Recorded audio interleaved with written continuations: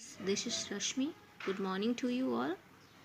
Today I am taking here next practice set of English for grade 3 exams and also CTET exam. This is the previous year paper of 2015 CTET.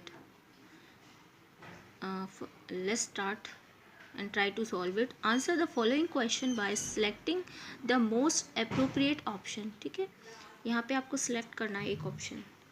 The theory of universal grammar was formulated by.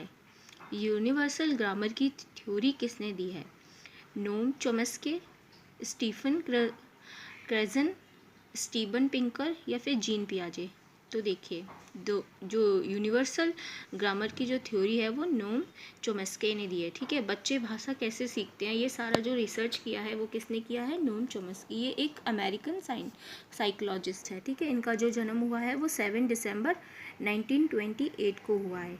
और ये मतलब इन्होंने और किसके father कहे जाते हैं? Modern linguistic भी है ये, the father of modern linguist. ठीक है, और ये हैं आपके जेनरेटिव ग्रामर के फादर भी कहा जाता है इन्हें. ठीक है, मतलब इन्होंने बच्चे के अंदर भाषा का कैसे डेवलपमेंट होता है इन चीज़ों पर रिसर्च किया और काफ़ी सारे थ्योरीज भी दिए हैं. नेक्स्ट क्वेश्चन है, dictionary is very important tool for learning a language. Which of the following is least important about the use of dictionary? देखिए, डिक्शनरी क्या है, मतलब किसके लिए इम्पॉर्टेंट है, और हमें पर यहाँ पे बताना है कि कब से सबसे कम इम्पॉर्टेंट फैक्टर कौन सा है डिक्शनरी में. Check the part of speech of a word. देखिए, ये हम चेक करते हैं part of speech. Check the spelling of the word, spelling भी चेक करते हैं. Looking the meaning of a word, meaning भी देखते हैं. Check the passive voice of the word. देखिए, हम इसमें पैसिव वॉइस चेक नहीं करते हैं वर्ड्स की. ठीक है, तो इसका हो जाएगा आपका this one. Which of the following is a technique of assessment. Assessment की टेक्निक क्या है? रेटिंग स्केल, रब्रिक्स, इंटरव्यू या चेकलिस्ट? तो देखते हैं, यहाँ पे हमारा रेटिंग स्केल टेक्निक है. रेटिंग स्केल जो असेसमेंट होते हैं उनकी क्या टेक्निक होती है? रेट करना. ठीक है, rating scale. While developing writing skill among student, a language teacher should most importantly focus on. ठीक है, राइटिंग स्किल डेवलप करने के लिए लैंग्वेज टीचर को किस पर फोकस करना चाहिए? एक्सप्रेशन ऑफ आइडिया या good hand writing, grammatical aspect या वर्ड लिमिट्स? देखिए, राइटिंग के लिए मतलब ग्रामेटिकल एस्पेक्ट पे ज़्यादा फोकस करना चाहिए. ग्रामर अगर आपकी इम्प्रूव करोगे तो उसकी राइटिंग स्किल अपने आप इम्प्रूव होगी. ठीक है, क्योंकि अगर हम लिखने में ही गलती करेंगे ग्रामर से रिलेटेड तो फिर मीनिंग कुछ और बन जाएगा उसका. A teacher divided the student of class 5 into groups of 6. Teacher ने क्या किया? छः बच्चों का ग्रुप बनाया. ठीक है, क्लास 5 के छः बच्चों का. And provided each other a short, each of them with a short story. सबको क्या किया? शॉर्ट स्टोरीज प्रोवाइड की. ठीक है, और क्या बोला? Then she asked them to imagine, discuss and write. मतलब उनसे बोला कि खुद से इमेजिन करो, डिस्कस करो आपस में और एक स्टोरी लिखो जिसका एंड डिफरेंट हो. ठीक है, ending is different. In this activity the teacher is developing there. क्या डेवलप कर रही है टीचर? उनकी product writing, control writing, guided writing या क्रिएटिव राइटिंग? तो देखिए, वो बच्चा इमेजिन कर रहा है, मतलब कुछ नया क्रिएट करने के लिए टीचर उसे क्या कर रही है? वो कर रही है, मतलब उसे मोटिवेट. तो यहाँ पे वो उसकी क्रिएटिव राइटिंग डेवलप कर रही है. ठीक है, सब बच्चे अपने अपने तरीके से सोच के अपनी स्टोरी इमेजिन करके लिखेंगे तो जिससे उनका क्या क्रिएटिविटी बाहर आएगी. ठीक है, नेक्स्ट क्वेश्चन है, before starting a new lesson from the text book a teacher should focus on. मतलब नया भी कोई भी लेसन स्टार्ट करने से पहले टीचर को क्या करना चाहिए, किस पे फोकस करना चाहिए? Connecting the theme of the lesson with learners previous experience. उनके जो पुराने एक्सपीरियंस है उनको नए वाले जो चैप्टर है उससे कनेक्ट करना. ठीक है, the moral of the lesson, lesson का जो पूरा जो लेसन है उसका मोरल बताना. The grammatical aspect of the lesson in the lesson, जो उसमें ग्रामेटिकल पोर्शन है उसे समझाना. ठीक है, choosing difficult word in the lesson and giving their meaning, मतलब डिफ़िकल्ट वर्ड चूज़ करना और इसके खाली मीनिंग दे देना। मतलब सबसे इम्पॉर्टेंट फैक्टर ये है कि जब भी हम कोई नया लेसन स्टार्ट करते हैं तो बच्चों को उसके प्रीवियस एक्सपीरियंस से रिलेट करना चाहिए, ठीक है। Next question is a child in class second writes I like to write a book instead of writing I like to read a book what does the child writing show, ठीक है। देखिए उसने मतलब right spellings को गलत लिखा हुआ है, तो उसकी राइटिंग क्या दिखा रही है यहाँ पे, he is not paying any attention to the class, वो अपनी क्लास में ध्यान नहीं दे रहा, ठीक है। He needs to work on phonetics, उसे फोनेटिक्स पे वर्क करना चाहिए। He needs remedial classes to improve spellings, उसे अपनी स्पेलिंग इम्प्रूव करने के लिए रेमेडियल क्लास दी जानी चाहिए। He has use invented spellings, या फिर उसने कोई अपना ही स्पेलिंग इन्वेंट करके लिखा है, तो देखिए उसको क्या किया जाना चाहिए, स्पेलिंग को इम्प्रूव किया जाना चाहिए, ठीक है। उसके लिए उसे रेमेडियल क्लासेस दी जानी चाहिए, तो आंसर हो जाएगा हमारा सी। deficiency in the ability to write associate with impaired handwriting is symptom of, मतलब राइटिंग हैंड राइटिंग से रिलेटेड जो आपकी डिसेबिलिटी होती है उसे हम बोलेंगे डिस्फेजिया, एफेजिया, डिस्कैल्कुलिया या डिस्ग्राफिया। तो देखिए वो हो जाएगी डिस्फेजिया, जो हैंड राइटिंग से रिलेटेड जो आपकी डिफिशियंसी होती है बच्चों में वो होती है डिस्फेजिया, ठीक है। एफेजिया क्या है, aphasia is a brain disorder that affects one's ability to understand language. Aphasia में क्या होता है, बच्चे के ब्रेन में कुछ डिसऑर्डर्स होते हैं जो हमें उसकी सोचने की, लैंग्वेज को, भाषा को समझने में दिक्कत देते हैं, ठीक है, भाषा, तो ये होता है, ठीक है। और डिस्कैल्कुलिया में क्या होता है, मैथ से रिलेटेड प्रॉब्लम्स होती हैं, और डिस्ग्राफिया में लिखने से रिलेटेड, ठीक है, राइटिंग रिलेटेड प्रॉब्लम्स आती हैं। नेक्स्ट क्वेश्चन है which part of speech is the bold word in the sentence given below, ठीक है। जो बोल्ड वर्ड में यानी अंडरलाइन जो वर्ड है उसको बताना है कि वो क्या है। Some people seem to have a good attitude toward most thing, ठीक है। इसमें क्या होता है, कंजक्शन तो नहीं है क्योंकि कंजक्शन जोड़ने का कार्य करता है। एडवर्ब एक्शन बताता है, ठीक है, एक्शन को डिस्क्राइब करता है एडवर्ब, ठीक है। अब प्रीपोजिशन, ठीक है, प्रीपोजिशन भी नहीं है ये, और ये एडजेक्टिव, ये क्वालिटीज़ भी नहीं बता रही है, तो यहाँ पे जो अंडरलाइन वर्ड है वो क्या हो जाएगा, एडवर्ब है वो, ठीक है, एक्शन को डिस्क्राइब कर रहा है। A and dash attitude is absolutely necessary for attainment of any kind. A good attitude is absolutely necessary, जो गुड एटीट्यूड होता है वो कैसा होता है, नेसेसरी, किसके लिए, for attainment of any kind, तो इधर हो जाएगा good. The term bad attitude is used for young people because they, bad attitude किसके लिए यूज़ किया जाता है, यंग पीपल आर अनप्रेडिक्टेबल, वो अनप्रेडिक्टेबल होते हैं। Defy all kinds of authority, मतलब विरोध करते हैं किसी भी तरह की अथॉरिटी से।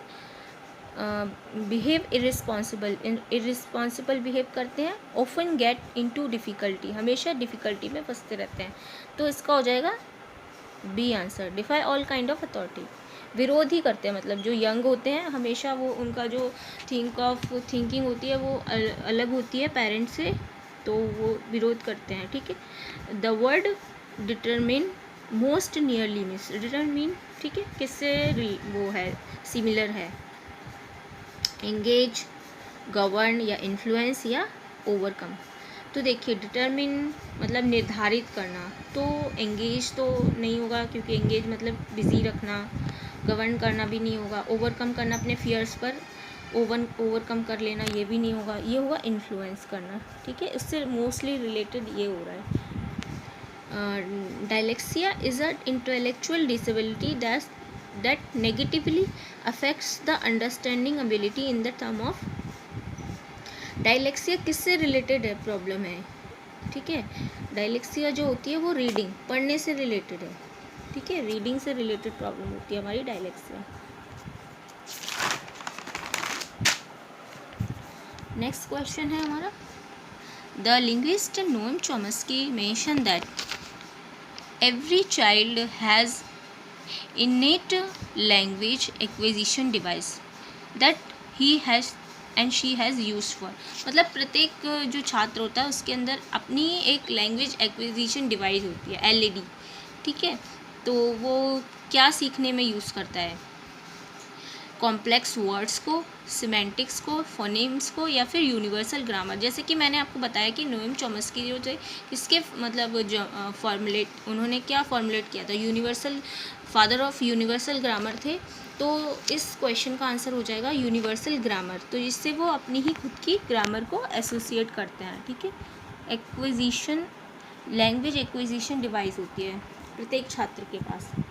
According to socio cultural theory of Vygotsky की सोशियो कल्चरल थ्योरी के अनुसार a children think in different domain and do not take a complete perspective, ठीक है। जो बच्चे होते हैं अपने ही डोमेन पे सोचते हैं, मतलब उनका थिंकिंग क्राइटेरिया अलग होता है, बट वो जो है वो कंप्लीट पर्सपेक्टिव नहीं बना पाते अपने, ठीक है। Culture help in language development, जो हमारा कल्चर है वो हेल्प करता है लैंग्वेज को डेवलपमेंट करने में, ये बताया है वाइगोत्स्की ने। Self directed speech is the lowest step of the scaffolding. जो सेल्फ डायरेक्टेड स्पीच है ना, खुद के द्वारा निर्धारित किया गया स्पीच, वो क्या है, लोएस्ट स्टेप ऑफ स्केफोल्डिंग। ये भी रॉन्ग हो सकता है। Children can think in abstract manner, abstract material is provided at the lower age. वो मतलब एब्स्ट्रैक्ट मटेरियल पर भी सोच सकते हैं जो उन्हें दिया गया है, लोअर एज में ऐसा भी नहीं होता। उन्होंने ये बताया है कि अ children think in a difficult domain, कठिन सिचुएशन में सोच सकते हैं, पर उनके पास जो होता है कंप्लीट प्रोस्पेक्टिव नहीं होता है, मतलब they can think but they have no idea कि what is wrong and what is right, ठीक है। और वैसे भी वाइगोत्स्की ने किस पे ज़्यादा फोर्स किया है कि बच्चा सीखता कैसे है, वो अपनी कम्युनिटी से ज़्यादा सीखता है, ठीक है। नेक्स्ट है हमारा, who strongly mention that language is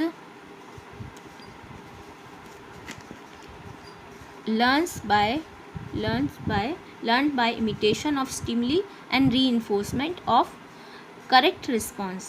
ये reinforcement और stimuli का जो है वो किसने बताया है, ठीक है।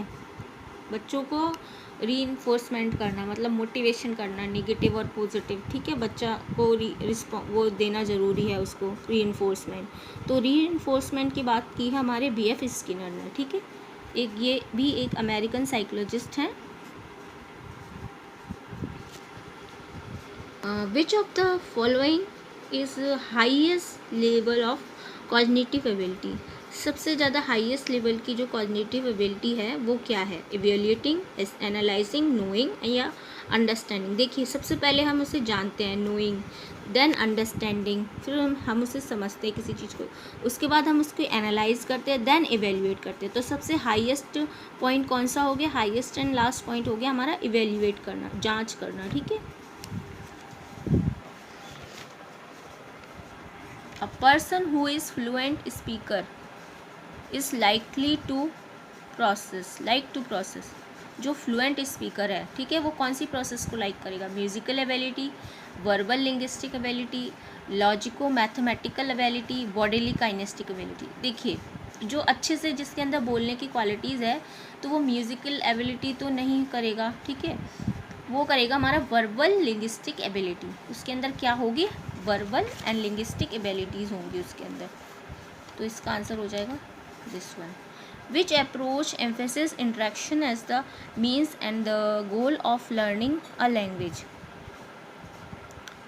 इंट्रैक्शन पे किसने एम्फेसिस दिया है, ठीक है, means and the goal of learning a language. Which approach, कौन सी अप्रोच है जो इंट्रैक्शन पर एम्फेसिस देती है, ठीक है, लैंग्वेज को लर्न करने के लिए। इमर्शन, साइलेंट वे, कम्युनिकेटिव वे या ओरल। तो इसका आंसर हो जाएगा ओरल एंड ओरल।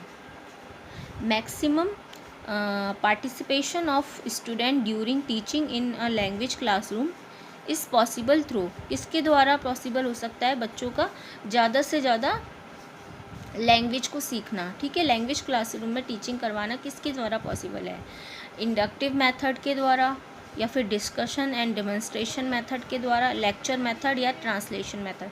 तो देखिए जितना ज़्यादा हम बच्चों से डिस्कशन करेंगे या डेमोन्स्ट्रेशन देंगे उतना ज़्यादा बच्चा क्लास में इन्वॉल्व रहेगा, पार्टिसिपेट करेगा। ठीक है।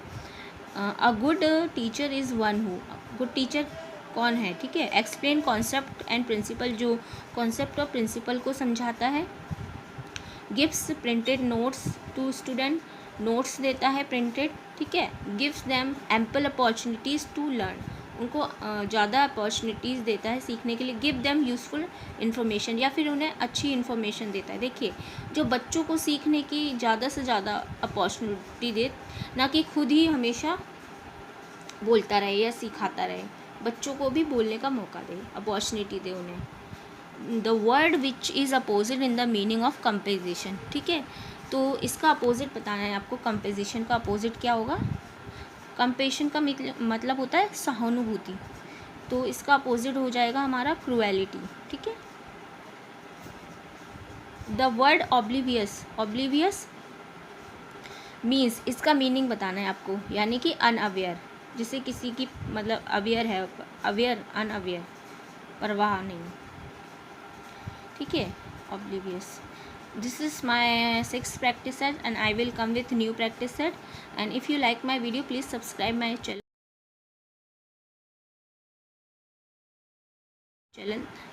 Thank you everyone.